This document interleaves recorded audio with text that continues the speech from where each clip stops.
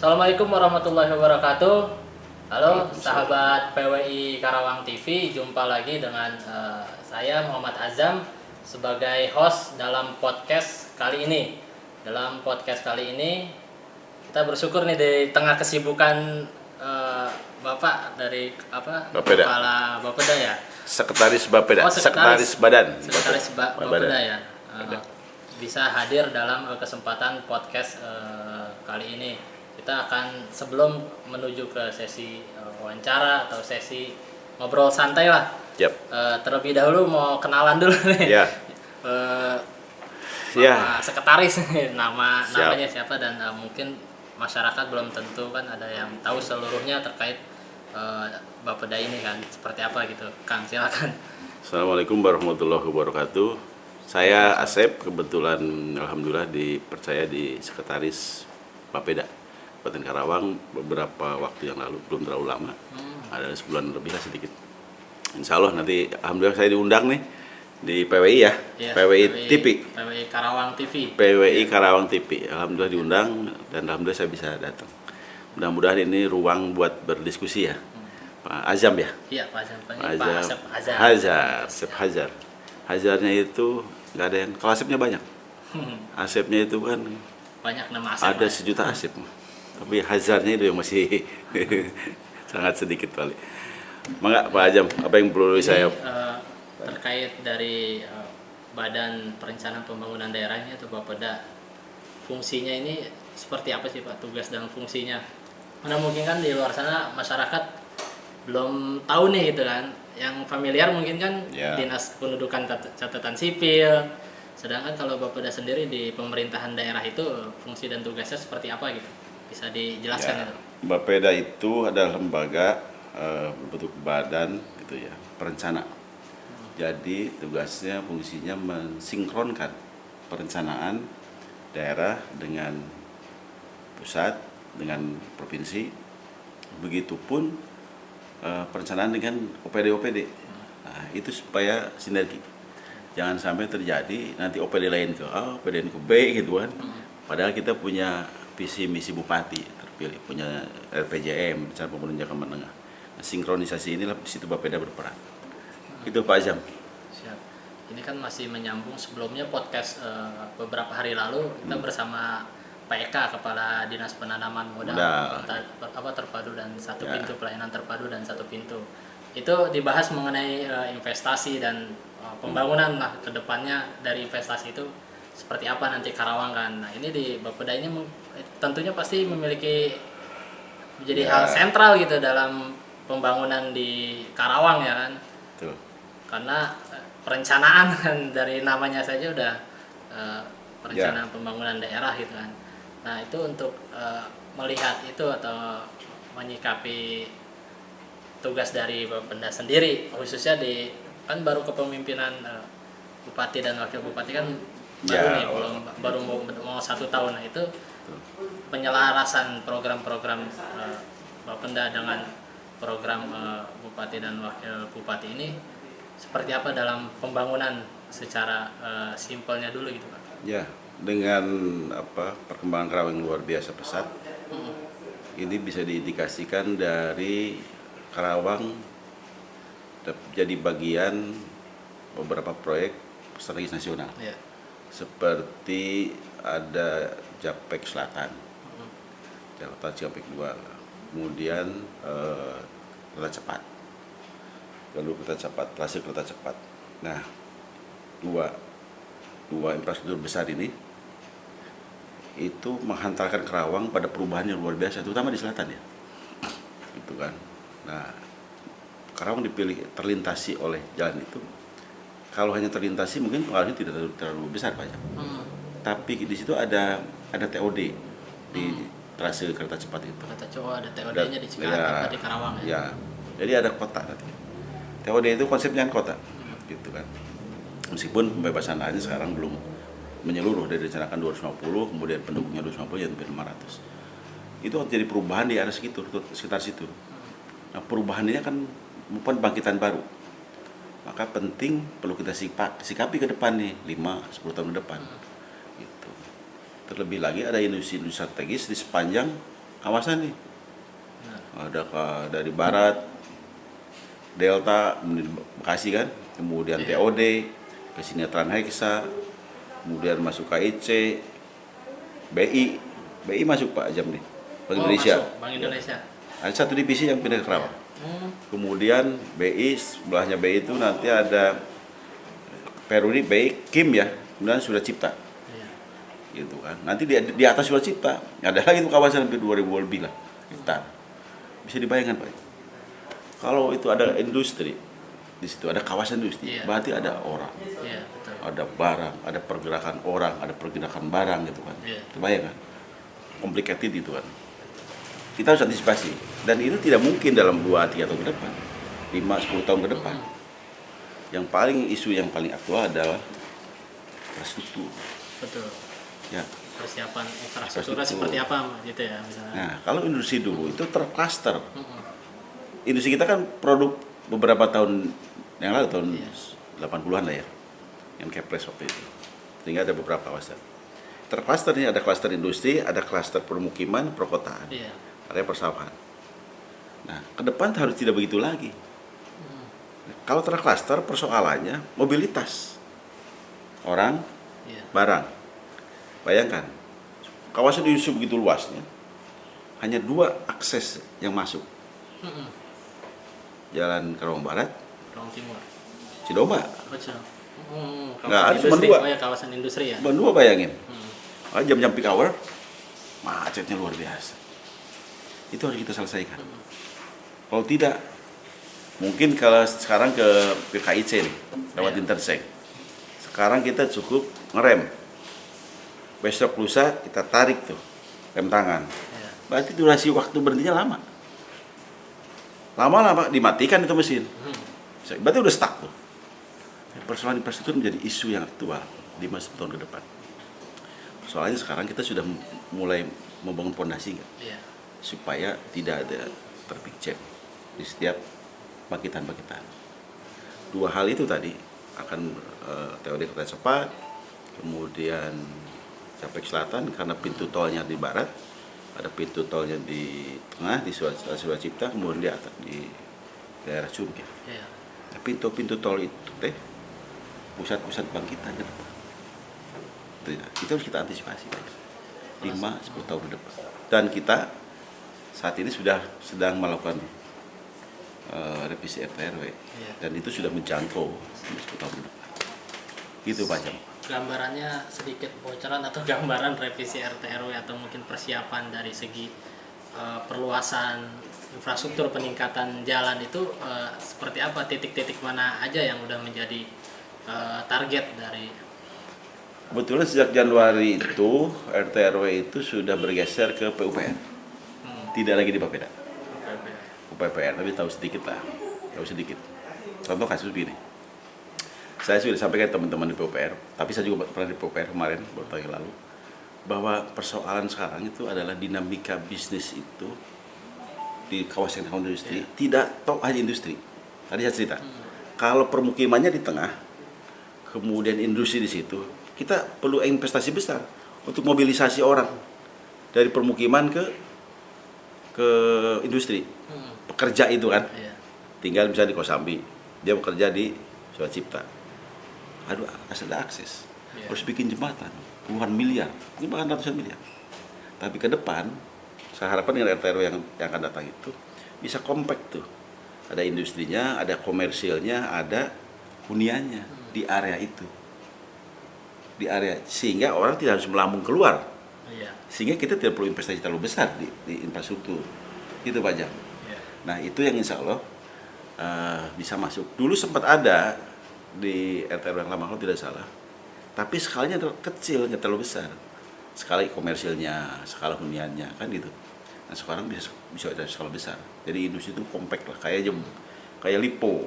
Lipo kan sudah ada komersilnya, ada industrinya, ada huniannya kan. Nah, kenapa? Karena RT/RW itu produk-produk daerah, pasti tiap daerah berbeda.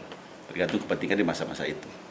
Itu Pak Jam. Kalau berbicara kereta api cepat tadi, persiapan atau dari pemerintah Karawang khususnya Bapeda sendiri melihat atau menilai kehadiran kereta api cepat ini seperti apa dan persiapan sarana, prasarana, jalan dan lainnya. Terus termasuk pembebasan lahan itu udah berapa persen gitu kan? Kalau pembebasan lahan memang bukan domain kita ya. Ya. Itu di Kementerian, KCIC, kemudian pemilikan. Pemda nggak ikut. Nah, tapi yang menjadi concern kita adalah menyiapkan infrastruktur itu. Karena di situ pasti ada orang datang gitu kan. Mungkin kalau kita cepat tidak ada barang ya. Banyak orang saja datang. Orang pulang pergi dari Bandung atau dari Jakarta hanya beberapa menit. Tetapi dari TOD dari stasiun ke kota butuh beberapa jam misalkan. Kan tidak logis. Titiknya di mana TOD itu? Kalau persisnya di belakang KM berapa ya yang rest area itu? Wanasari, Wanasari. Begitu turun dari jembatan tol ya, itu sebelah kanan. Persisnya itu di bawah di belakang itu. Rest area yang awal pertama ya, 40 berapa tuh? Rest area itu. Iya. Persisnya pinggir Cibeet lah. Dekat Cibeet situ. Jadi itu akan terjadi bangkitan baru di situ. Maka kewajiban kita adalah menata area itu. Jangan sampai terjadi kelompok-kelompok masyarakat yang termarginalkan karena pembangunan itu. Karena konsepnya konsep kota itu. Konsep kota. Nah, aksesnya karena begitu orang datang dari Jakarta atau dari Bandung butuh beberapa menit, tapi ke kota Karawang butuh beberapa jam. Tidak logis kan? Maka aksesnya itu yang kita lakukan. Satu, pelebaran Jalan Badami. Waktu itu udah mulai ya sama DPU itu. Mulai pelebaran. Kemudian akses dari Transhexa, jadi kasih pilihan lah. Nanti penumpang itu turun dari stasiun itu bisa lewat jalan arteri, jalan Badami, bisa melalui Transhexa gitu kan. Kalau nanti ke Delta ada jembatan di situ, gitu kan. Jadi dipersiapkan pilihan-pilihan lain sehingga akses dia ke kota Karawang itu bisa lebih cepat, gitu kan. Tidak seperti kondisi sekarang itu, itu waktu yang lama. Infrastruktur kemudian juga karena itu tidak hanya akses jalan, sosial ekonomi masyarakat juga harus bisa menarik manfaat dari kehadiran itu, sosial ekonominya ya. Jadi jangan sampai jadi penonton masyarakat sekitar. Itu pasti itu ada pekerja gitu kan, ada area bisnis ke depan. Dan mungkin sekarang baru stasiun, besok lusa kan jadi kotanya itu, kota-kota pendukungnya. Dan infrastruktur persiapan, udah ada perencanaan persiapan buat apa, transportasi gitu atau ya kalau itu mungkin transportasi umum dan yaitu pilihan-pilihan itu di samping infrastruktur juga moda transportasinya. Berharap sih ke depan kita tidak harus modanya moda publik ya, jadi muat yang banyak gitu. Kita harus tinggalkan itu cara-cara pola lama satu kendaraan buat beberapa orang, karena di negara-negara maju itu sudah beralih ke transportasi massal, contohnya kereta. Nah, memang ke depan Karawang itu harus berpikir loncatan, karena begitu besarnya urban, loncatan itu apa? Terutama di transportasi. Tetapi kalau hanya mengandalkan seperti sekarang hutan kota gitu ya, itu overhead cost-nya tinggi itu. Biaya pemeliharaan kendaraan, biaya ongkosnya. Harus ada transportasi massal yang terjangkau tetapi juga familiar dengan kepentingan konsumen ya. Contoh waktunya jelas, itu kan, harganya terjangkau, tepat waktu gitu kan. Itu jadi masyarakat nyaman karena 1, 2, 3 tahun, 5 tahun ke depan layanan publik itu akan menjadi kebutuhan masyarakat. Kalau sekarang ini perkiraan atau udah pernah nyoba nih dari titik TOD di kereta api cepat sampai ke kota berapa lama itu? Dan nanti setelah fasilitas yang lain itu tergantung jamnya. Jadi ditekan berapa gitu? Tergantung jamnya Pak. Kalau jam-jam peak hour aja, wait 2 jam kalau jam-jam sibuk ya jam 4 gitu kan. Tapi kalau jam-jamnya orang lain belum bangun bisa lebih itu. Ya sekarang aja, sekarang mungkin agak lenggang nih. Maka bukan hanya teori, kita persiapan juga overpass di Simpang Sedana. Ya, kalau jadi harus komprehensif. Aksesnya dipersiapkan, tapi persimpangan bidangnya juga harus dirapihkan. Kalau nggak tetap aja terjadi traffic jam di situ. Terlebih lagi nanti ada Sentul Kerawang gitu kan, Iya. Ronggeng Barat, kemudian yang Japek tuh ya. Jadi terjadi tumpuan di situ di barat. Nah itu kan menjadi pusat. Kita tidak bicara spot lagi, harus bicaranya kawasan. Kawasan, harus bicaranya kawasan. Kalau nggak hanya bicara spot-spot saja, nanti tidak selesaikan persoalan di sini, muncul persoalan lain, gitu kan? Itu yang akan merepotkan kita di kemudian hari. Nah, alhamdulillah insya Allah teman-teman di tata ruang di PUPR saya pikir sudah berpikir sampai ke sana, penyiapan ruang-ruangnya dulu, gitu kan? Jangan sampai nanti begitu ngebangun, oh ruangnya bukan untuk itu, misalkan itu jadi persoalan masalah kan di tata ruang. Disiapkan dulu ruangnya, itu baru begitu kita bangun udah clear tata ruangnya. Nah sekarang dipersiapkan. Jadi ada perencanaan itu sudah Ya. ada buat menekan jangan sampai 2 jam 3 jam itu Oh, di iya. Jalur Cibung. Jadi seminimal mungkin pas ketika orang turun dari stasiun atau TOD itu ke kota itu nggak terlalu lama, justru kan fungsinya kereta api cepat kan biar lebih cepat gitu kan. Overpass itu atau dulu sempatnya ramenya underpass itu salah satu solusi. Salah satu solusi untuk mengurangi kemacetan di barat, gitu kan? Itu termasuk juga saya juga yang ini sempat dulu diwacanakan jalan antar kawasan Pak Jam nih. Jalan antar kawasan itu dari Tan Heksa menuju KIC, kemudian ke Kim, kemudian ke Suacipta itu belum terkoneksi. Persoalan kita belum terkoneksi, konektivitasnya rendah gitu. Jadi kalau itu terkoneksi nih antara di barat sampai ke timur, maka pergerakan barang, terutama barang kalau di kawasan, tidak harus melambung keluar dulu ke tol. Berapa biayanya coba?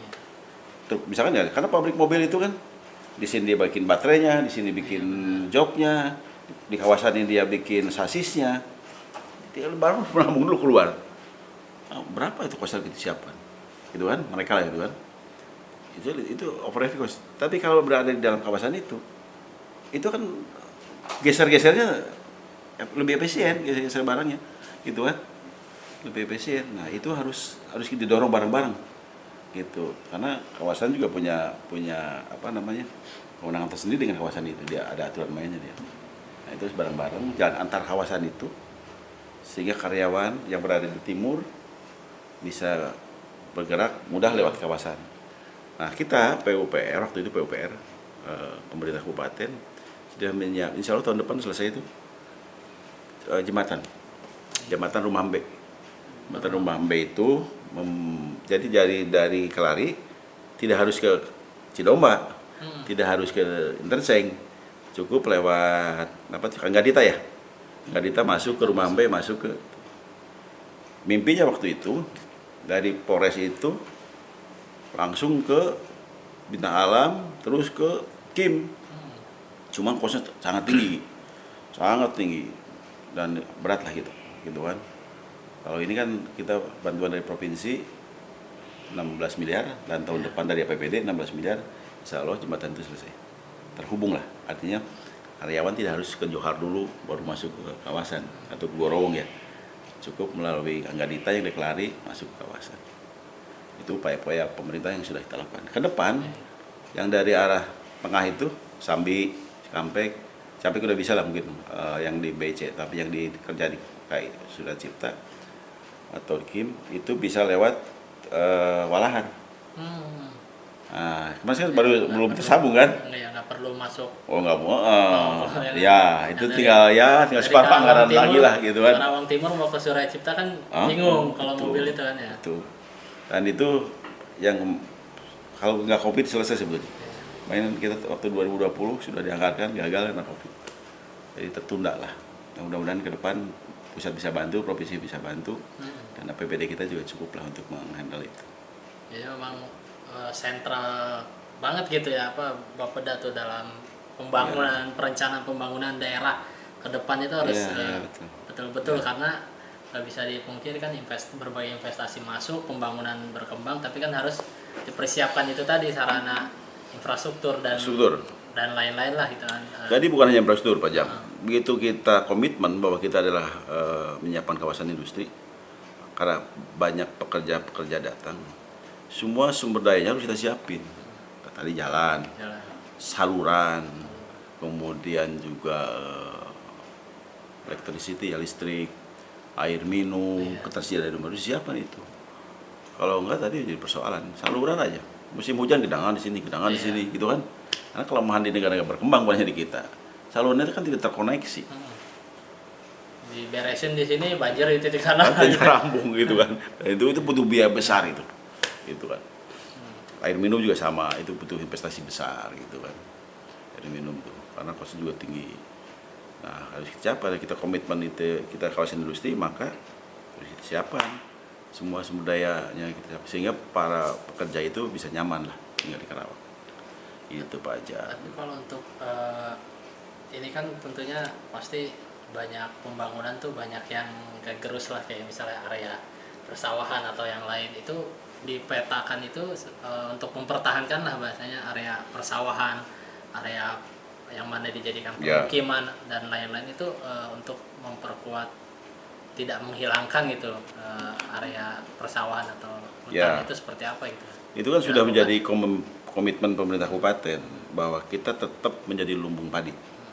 Ya, komitmen ini tercermin di ada Perda LP2B sekitar 87.000 sekian. Itu dipertahankan tetap, dan itu tidak boleh di 87 berapa? 87.019 atau berapa ya? Sekian lah ya. Itu tetap itu menjadi komitmen pemerintah kabupaten, tidak boleh diganggu oleh yang lain.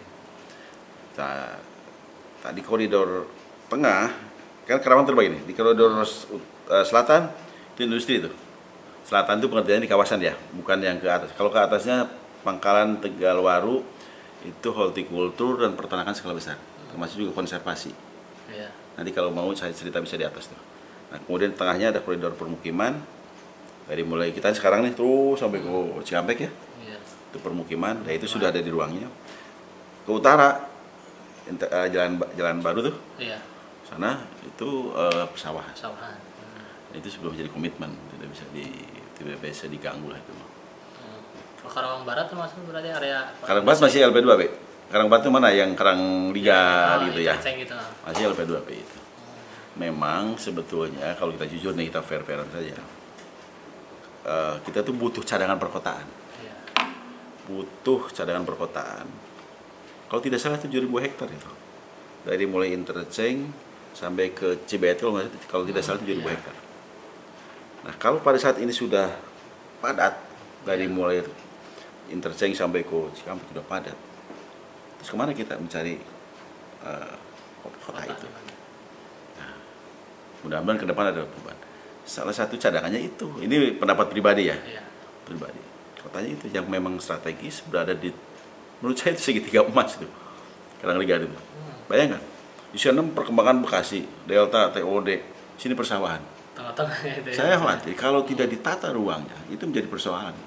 Terjadi ketidakteraturan di situ. Orang punya tanah sendiri, dia bangun sendiri, siapa yang melarang? Gitu. Nah, tapi ini menjadi PR kita ke depan. Ditata, mungkin di RT RW sekarang belum ada perubahan. Tapi besok atau lusa, pada saat bangkitan ini terbangun nih yang tadi saya cerita, ya kita persiapan cadangan perkotaan tuh. Tapi ke selatan sekali kan terbatas tuh, Taman Mekar. Kesananya kan udah masuk ke hortikultur tadi. Taman Mekar, terus apa lagi? Taman Sari, hortikultur. Yang kesininya baru, tapi kan tipis itu. Di sini Cibet, Bekasi, sini kawasan industri. Luangnya tipis gitu. Sedikit. Nah, kita harus pikirkan ke depan, harus fair. Kita harus siapin cadangan perkotaan. Di mana lokasinya? Harus kita pikir sama-sama itu. Itu ini buat yang muda-muda, saya bentar lagi juga pensiun. Saya mudah-mudah lah. Gitu. Tapi emang tadi kalau bicara soal perencanaan juga kan, perencanaan ini nggak hanya datang dari pemerintah kan. Saya minum ya. Harus. Datang juga dari masyarakat itu sendiri kan, dengan adanya musyawarah rencana pembangunan daerah itu, bahkan dari tingkat desa lurah atau RT RW mungkin ya. Yang nggak bisa pembangunan itu dipersepsikan oleh kita, pemerintah nggak bisa. Sekarang eranya berbeda. Harus sendiri antara bawah sama atas. Karena kan kita juga merespon di bawah juga full nggak bisa. Kita tetap, karena kita sudah ada visi misinya Bupati, ada RPJM juga semua juga RPJM nasional, ada hierarki lah. Tapi respon dari bawah juga harus kita tampung juga. Artinya penting juga gitu apa masukan-masukan masyarakat dalam Harus. musrembang itu ya. Penting sekali. Kalau selama ini dalam kegiatan musrembang apa aja sih yang sering menjadi Infrastruktur, usulan? jalan. Jalan khususnya jalan ya. Banyak kan jalan, saluran. Itu banyak itu. Itu yang dominan. Yang saya perhatikan ya beberapa tahun ke belakang. Itu yang dominan. Ada sih satu dua yang sedikit ekonomi gitu kan. Itu. Tapi nggak dominan. Utamanya jalan, Saluran itu yang utama. Infrastruktur aja. Gitu yang tinggi lah permohonan di masyarakat gitu kan. Padahal sudah anggaran dari PBD, dana desa kan. Iya. Tuh, luar biasa anggaran tuh. Masih aktual lah sampai mungkin tahun ini berarti tahun depan berapa waktu yang akan datang kita mulai musrembang. Januari lah ya. Musrembang. Kalau 2022 untuk perencanaan titik-titik jadi pembangunan atau yang Yang strategis itu jembatan. Jembatan ya sebenarnya. Jembatan strategis, jembatan ya itu yang rumah B lah ya. Hmm. Itu strategis. Kemudian apa ya kemarin yang multiple efek gitu ya. Efeknya besar multiple kan apa pengaruhnya besar. Kemudian alun-alun itu dari bantuan keuangan dari provinsi itu. Provinsi ya. Itu kan, provinsi itu alun-alun. Karena itu menjadi sentral kegiatan masyarakat. Alun-alun itu keren lah itu Pak RK itunya. Desain langsung dari Desainnya dari PRK provinsi. langsung ke provinsi. Ya itu di lantai bawahnya itu ada tempat area gitu kan untuk bersantai lah. Di atas juga ruang publik gitu. Memang Kerawang itu karena panas ya, terus intensitas pergerakan orangnya luar biasa. Harus banyak ruang-ruang publik gitu. Ya harus banyak ruang publik kota di daerah harus banyak ruang-ruang publik tempat orang berinteraksi. Penting gitu dibuatkan seperti itu sehingga orang bisa berekspresi di ruang-ruang publik itu. Bentuknya bisa macam-macam, bisa taman, bisa tempat olahraga gitu kan, semacam-macam lah. Gantung lingkungannya itu spot-spot itu harus banyak Kerawang tuh. Bayangin Karawang tuh punya bonus demografi ya, dan Karawang salah satunya ini usia produktif. Kalau piramid kan begini, ini pada gentong gitu lah. Ini yang gemuk nih, usia produktif nih. Dia masih muda, punya duit, gitu kan? Pasti harus diberikan ruang dia buat membelanjakan uangnya gitu kan. Tidak mesti belanja ke mall semua kan orang juga ada jenuhnya. Ruang-ruang publik itu bisa tempat rekreasi. Tapi yang durasinya pendek gitu kan. Bisa ke Pangkalan, Sedari gitu. Biar dia belanja tuh. 100-200 belanja dia balik lagi kerja lagi. Dia pulang kerja refresh. Ruang-ruang publik itu penting buat Kerawang itu. Supaya sebenarnya udah ada kayak ruang publik itu cuman mungkin kan harus dipikirkan aksesnya, infrastrukturnya yang lainnya kan. Ya. Kayak misalnya ruang publik di perkotaan nih kita definisikan. Yang di perkotaan nih. Perkotaan itu di Kota Kerawang, Cikampek, Tinggal Sengklok, Cilamaya itu kan harus terbangun tuh ruang-ruang publik itu. Iya. Tempat orang berinteraksi, berkumpul. Orang kita tuh kan seneng ngariung. Ya, orang-orang kita tuh. Tradisinya kan kumpul bersosialisasi, senangnya begitu. Nah harus kita siapkan tuh, mungkin ke depan itu menjadi bagian kita. Maka di pasus-pasum di perumahan suka ada pasus-pasum, entah itu dia harus dirawat ruang-ruangnya itu menjadi ruang hijau gitu. Ada yang 10% itu RTH itu, tapi harus dibangunnya multifungsi gitu kan. Harus kita jaga betul, harus kita kawal nih RTH di setiap perumahan itu 10%. Tapi pada patuh ada. Insya Allah patuh lah, patuh. Harus, kan itu sudah komitmen. Nah, itu dibangun ditanamin pohon, dikasih tempat duduk, biar orang kalau hujan bisa bersangkrama di situ. Penting gitu. Biar menghindari kesuntukan, mengurangi stres gitu kan, ruang-ruang publik. Itu Pak Jam. Kalau SDM itu masuk, jadi ada perencanaan juga nggak sih dari Bapeda untuk SDM, persiapan SDM atau yang lain? Masuk dalam program kerja juga? Masuk, itu karena di SDM itu menjadi unggulan, salah satu yang harus diunggulkan. Karena di salah satu misi Bupati itu, salah satu yang pertama itu SDM. Yang yang berdasai. Ya, salah satunya kan ada Karawang Cerdas, kan gitu ya. Itu keberpihakan pemerintah. Bupati dalam ini memfasilitasi pembiayaan untuk teman-teman naik kuliah. Itu masuk ke situ. Karena ya susah kalau kita berbicara daya saing tapi SDM nggak disiapin. Itu kan nggak bisa ditawar SDM, gitu kan. Itu Pak Jam. Ini luar biasa banget. Jadi emang kalau bicara ini pemetaan kan Ya, harus benar karena Bapeda itu dilakukan. think tank lah. Bapeda itu sebetulnya kelompok pemikir ya. Ya. Bandara Karawang itu masih tetap tetap menjadi wacana ya.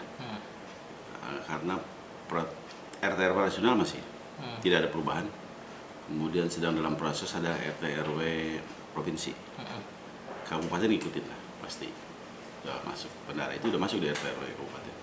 Terlebih lagi di peraturan Menteri Perhubungan kalau tidak salah. Peraturan Menteri Perhubungan nomor 69 tentang ketatan bandara itu masih ada. Belum dicabut. Belum. Dan insya Allah kalau memang dirasa perlu pasti dibuatnya oleh pemerintah. Ini kan bukan kewenangan kita, kewenangan pemerintah pusat. Kita lihat Bandara Soekarno-Hatta sudah 6 Soekarno 3 ya, belum Halim difungsikan. Berarti udah overload.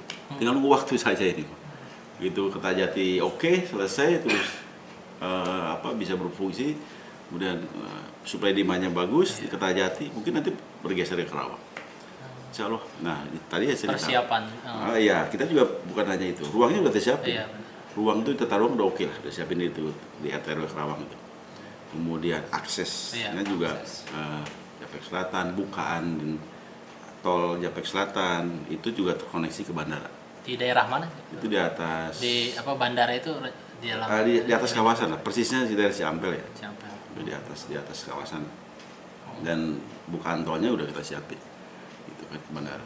Jadi kalau aksesnya berarti nanti tol Japek Selatan. Oh, Japek Selatan yang lagi ini sekarang yang lagi ya. sedang pembebasan, sebagian sudah konstruksi kalau di mana di daerah Sadang itu udah konstruksi. Tinggal disambungkan nanti ke itu, nah itu melewati area bandara nanti. Jadi seperti itu. Kalau persiapan lainnya yang di konektivitasnya disiapin, infrastruktur ya. Itu karena tanahnya kan tanah perhutani lah. Gitu. Siapin tanahnya. Insya Allah lah. Mungkin nanti generasi-generasi yang akan datang bisa menyaksikan kehadiran bandara Karawang ya. Bakal jadi suatu daerah yang luar biasa itu ya. Jadi bandara itu tidak bisa berdiri karena itu ada aerosity-nya, harus dibangun kota juga. Penunjangnya harus disiapin. Kotanya disiapin, area-area komersilnya, area huniannya, perkantoran disiapin bandara itu. Dan di kota tandingan itu menjadi kota yang tidak tertandingi nanti ke depan itu. Sekarang ada kota tandingan. Nanti mungkin jadi kota yang tidak tertandingi. Kan luar biasa. Kita juga minta teman-teman pengembang juga disiapin spot untuk pemerintah kabupaten di sana. Nanti luasannya berapa tergantung nanti kesepakatan dengan pengembang di pemilik lahan di kawasan industri yang ada di daerah Mulia Sejati, Tegal-Tegal. Kalau itu dalam rangka mensupport kehadiran bandara. Gitu. Kalau pembahasan mengenai itu belum ada lagi berarti sampai belum. Masih kita berkutat di RT RW kabupaten. Tapi intinya RT RW itu belum dicabut dan nasional masih belum. Ada Itu secara belum. nasional itu ya masih. Peraturan menterinya belum dicabut. Itu terus RT RW provinsi juga udah oke. Insya Allah. Kalau keuntungan secara yang didapatkan bagi daerah Karawang atau masyarakat Karawang, PAD kita akan loncat luar biasa PAD-nya. Nah, lihat aja Tangerang. Begitu ada bandara kan luar biasa bagi hasilnya nanti. Pokoknya bukan hanya itu, tapi juga nilai tambah dari kehadiran bandara itu akan menambah pendapatan si daerah. Gitu Pak Jam. Iya, itu memang luar biasa tadi bandara masuk dan masih direncanakan RT RW belum dicabut. Terus ada perlintasan kereta api cepat yang TOD-nya di Karawang kan. Banyak fasilitas-fasilitas yang hadir di Karawang ya. Yang ini luar biasa lengkap gitu kan Karawang. Belum lagi itu yang tadi saya cerita tuh di luar forum ini kereta cepat yang dinaikkan kecepatannya, kereta cepat Jakarta Surabaya. Oh, Jakarta Surabaya. Jadi kecepatan sedang lah mungkin ya. Kan kalau tidak salah sekarang tuh 80 km per jam. Nanti 150 km per jam. Itu dari Jakarta menuju Surabaya. Artinya stasiun-stasiun yang ada di Karawang itu kan direvitalisasi. Gitu kan. Mungkin saja nanti orang Karawang bisa jalan-jalan ke Surabaya dalam kereta bagus gitu kan. Sekarang sudah jalan. Stasiun pemberhentian belum ada rencana? Belum sampai sana. Kan infrastruktur belum. Konon katanya masih tender tuh apa di pusat ya. Nah, itu kecepatan dinaikkan berarti harus kita siapkan. Perlintasan sebidang harus tidak boleh ada lagi. Gitu kan. Itu sebetulnya Kementerian Perhubungan yang punya peran. Itu cuma Kabupaten Karawang support aja lah. Kalau dari Bapak menilai sendiri Karawang 5 tahun atau bahkan 10 tahun ke depan ini gambarannya seperti apa gitu pembangunan Karawang ini gitu kan, dan bagaimana mensinergikan antara perencanaan pembangunan ini yang tetap masyarakat jangan dilupakan gitu kan, mungkin dari segi lingkungan, dari segi ruang terbuka dan lainnya, itu gimana dalam sinkronisasi perencanaan yang dilaksanakan di Bapeda Karawang? Ya, sinergitas perencanaan itu penting. Kolaborasi antar dinas, antara kabupaten, provinsi dan pusat itu harus dilakukan. Kolaborasi, sinergitas itu penting supaya nanti perkembangan 5 tahun, 10 tahun ke depan bisa diantisipasi dari sekarang. Bisa diantisipasi dari mulai infrastrukturnya, dari mulai daya dukung, daya tampung, area itu kan di daerah Karawang, supaya memberikan kemudahan layanan pada masyarakat. Insya Allah Pak Azam, saya optimis, kami optimis bahwa pemerintah Kabupaten Karawang bisa mengantisipasi perubahan-perubahan itu. Dengan masifnya pembangunan infrastruktur proyek strategis nasional, Benar. Insya Allah pemerintah kabupaten bisa mengantisipasi perkembangan itu, dinamika bisnis yang berkembang luar biasa, Iya, benar. investasi luar biasa. Benar. Itu bisa Semua hadir ya di Karawang. Insya Allah. Iya. Tinggal kita masyarakatnya harus bisa berkompetisi, bersaing gitu kan. Nah, tingkatkan kemampuan kita, keterampilan, pengetahuan, keahlian ditingkatkan gitu kan, supaya kita bisa bersaing dengan pekerja-pekerja di luar. Insya Allah kalau daya kompetisi kita bagus, kita akan unggul di daerah kita sendiri. Gitu kan. Luar biasa. Ini emang pembicaraan menarik gitu Pak. Ini terakhir sebagai penutup, ada yang ingin disampaikan atau pesan yang ingin disampaikan ke masyarakat Karawang terkait pengembangan atau loncatan-loncatan besar yang bakal terjadi di Karawang, seperti apa gitu kan, pesan buat masyarakat Karawang sendiri dari Bapak gitu. Ya. Terutama ke teman-teman yang masih muda ya, persiapan sebaik mungkin kemampuan, pengetahuan, keterampilan untuk menyongsong perubahan yang luar biasa di Karawang dengan pembangunan infrastruktur yang masif di daerah selatan.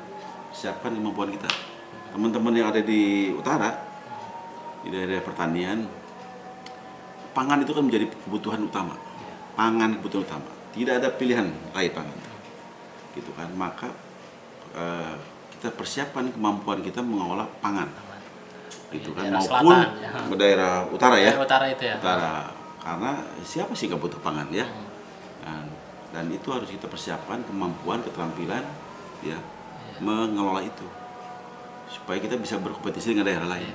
Dan saya pikir dengan luasan hamparan sawah yang begitu luas, banyak produk-produk ikutannya yang bisa berkompetisi dengan daerah lain, gitu Pak Jam. Siap. Ini artinya bagi masyarakat Karawang melihat perubahan-perubahan atau pembangunan yang ada di Karawang itu sangat cepat, dan tentunya dalam diri masyarakat itu sendiri untuk mengikuti dan melakukan perubahan. Jangan sampai Karawang berkembang, kita malah mundur, justru tidak menjadi bagian dari dalam perubahan tersebut. Ini luar biasa dalam sesi podcast kali ini dengan kan kita belajar itu tidak harus jauh-jauh. Iya, betul. Dunia itu ada di genggaman kita, ya. Kita mau belajar apa saja ada di sini, ya. Belajar apa saja nih, iya, betul. Tinggal buka, ada kuota, kita bisa belajar. HP, ya. Belajar di sini di genggaman, kita akan menguasai dunia dalam genggaman. Siap. Dunia itu ada dalam genggaman kita, gitu, ya. Ini Luar kita. biasa. Ya, ini obrolan seru sekali sebenarnya. Kalau mau terus ngobrol panjang nih, durasinya bisa berjam-jam. Cuman kita cukupkan sampai kali ini podcast dengan Sekretaris Bapeda Karawang. Next nanti mungkin ada pembahasan-pembahasan yang lebih seru yang akan kita hadirkan dalam podcast di PWI Karawang TV. Terima kasih Pak Asep Azhar atas waktunya. Ya, mohon maaf bila mana ada yang salah saya sampaikan, tidak berkenan, mohon dimaafkan. Itu mudah-mudahan ini menjadi stimulan lah ya buat teman-teman semua. Mudah-mudahan ke depan baik. Podcastnya juga keren, bagus. Terima kasih saya diundang. Siap. Terima kasih banyak. Ya, sampai jumpa sahabat PWI Karawang TV dalam podcast berikutnya. Assalamualaikum warahmatullahi wabarakatuh.